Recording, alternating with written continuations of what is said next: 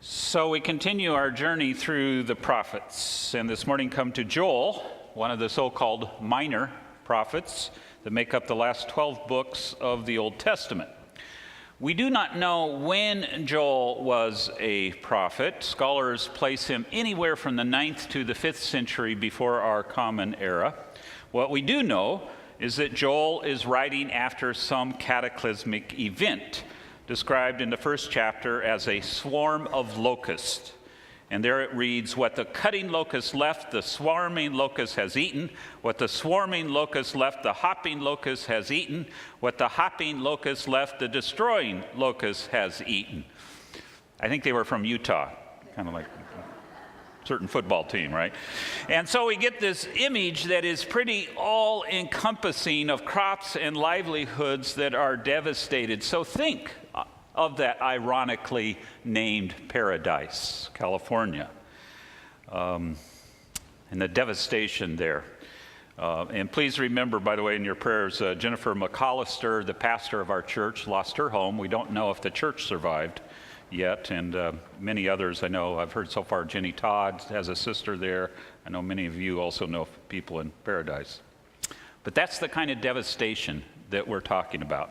Scholars are divided, however, whether or not this devastation really was from an invasion of insects, or is Joel using the locust as a metaphor for an invading army. So whether locusts of war or war, the nation is in a crisis.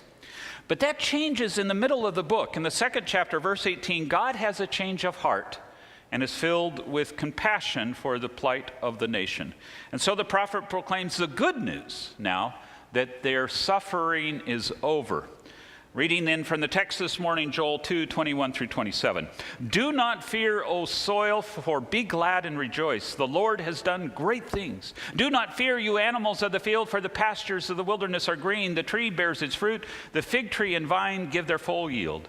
O children of Zion, be glad and rejoice in the Lord your God, for he has given the earthly rain for your vindication. He has poured down for you abundant rain, the early and the latter rain as before. The threshing floor shall be full of grain. The vat shall overflow with wine and oil. I will repay you for the years that the swarming locust has eaten, the hopper, the destroyer, and the cutter, my great army, which I sent against you. You shall eat in plenty and be satisfied, and praise the name, the Lord your God, who has dealt wondrously with you, and my people shall never again be put to shame. You shall know that I am in the midst of Israel, that I, the Lord, am your God, and there is no other, and my people shall never again be put to shame." So given those fires, right, this week, I think we can be especially thankful for that infamous rain that makes Oregon such a luscious place. But if the models of climate change, of course, are right, then it may not be too long before we find ourselves in a very similar plight as that of Northern California. So we would do well to pray not only for our brothers and sisters in California, but to pray for those 21 courageous kids suing the federal government for not doing enough to protect our environment and their future. But that's a whole other topic. I want to reflect with you instead this morning on the meaning that we get out of rain and storm, trial and tribulation, be it from natural disaster or from our own doing. So we love rain, right, here in Oregon. And of course, if you've ever been to a football game in Autzen Stadium, it never rains, right? Or so famous legendary announcer Don Essick proclaims at the start of every game, and Don was our scholarship speaker last year. Except when it does. Anyone remember the famous Rain Bowl, the Civil War game in 2001, right? If you were there, you will not forget it. And it just so happened that I was there with my two young kids because I wanted to give them that warm, fuzzy feeling that you get, right, being there in Autzen Stadium. Well, it didn't quite turn out that way. I remember two things about that game. First of all, huddled with my kids underneath a sheet of plastic as the sky grew dark and ominous, and the wind blew, and we're cold and shivering under there. And I remember the start of the fourth quarter, watching as Keenan Howry, very low-scoring game. And I think we maybe were behind a couple of points. Keenan Howry took a punt somewhere around the Duck 40 and then ran right towards us. We were sitting just behind the end zone, running towards us, slipping one tackle and then the other, going all the way to the house, as they say. And I kid you not, the moment he crossed the goal line, the skies opened up and the rain came pouring down as if a giant fire hose from heavens had been turned on us as all of God's angels are celebrating with the frenzied fans the incredible touchdown. And it was a sign I took as a divine sign from God. There shall not be any more scores in this football game. And so it was. And God smiled, and it was good. The rain never felt so good as it did in that moment. I've known some people come here from other areas who can't quite take our weather here for some reason. I don't understand that. I was born in Oregon.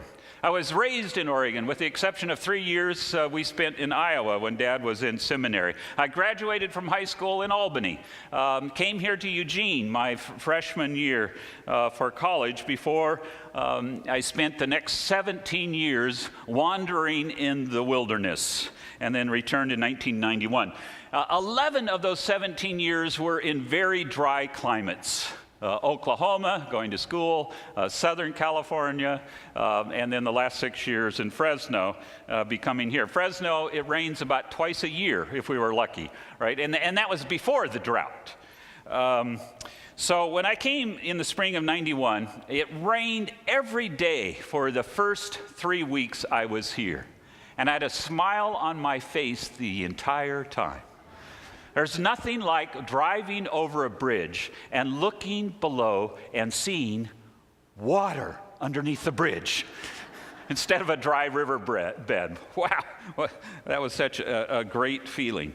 And to be able to water your lawn, wash your car on any day of the week, whenever you want, not only on even days, right? You know, things like that we had to do in Fresno. What a blessing that was. When you can see the mountains and those lush green forests on the mountainsides. 3 years I lived there in Claremont, Southern California, and I'll never forget one December morning waking up, living there on campus at the seminary and going outside, this is Claremont, California, and lo and behold, in the middle of the night, God had placed a mountain right there behind Claremont. Mount Baldy. For 3 months, I had not seen it because the air there is so thick. Some of you have been there, Jared. You remember that, right? You cannot see it. And wow, it was incredible. There was a mountain there. Right? The blessing of living in a place like this where the air gets cleansed by the rain, right? To have that beautiful, clean air. Then there was middle school camp in 2004. I went as a camp counselor, my son as a camper. It rained pretty much the entire week, but it reminded me when I was a counselor in that very same camp in 7th grade, this Camp White branch, and 2 elders from this church were my camp counselors. Harold Johnson, Betty Jo's husband, and Francis Highland.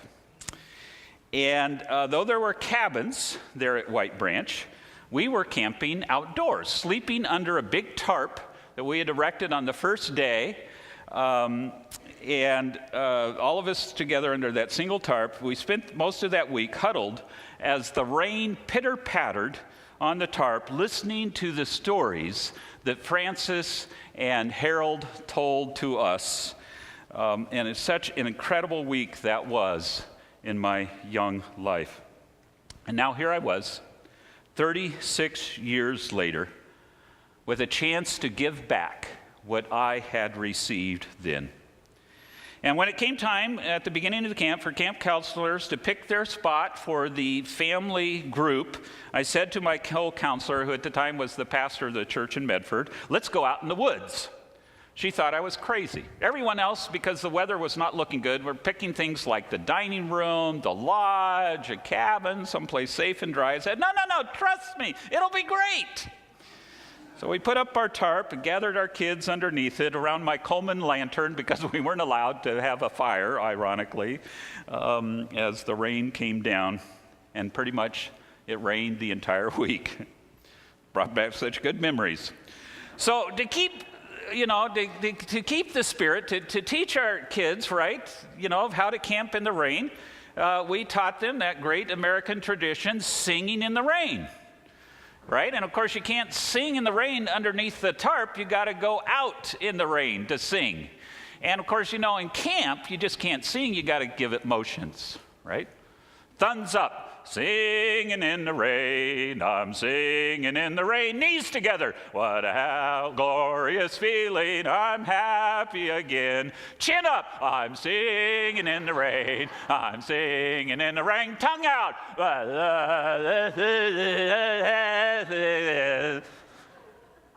You missed your chance. Where are the cameras?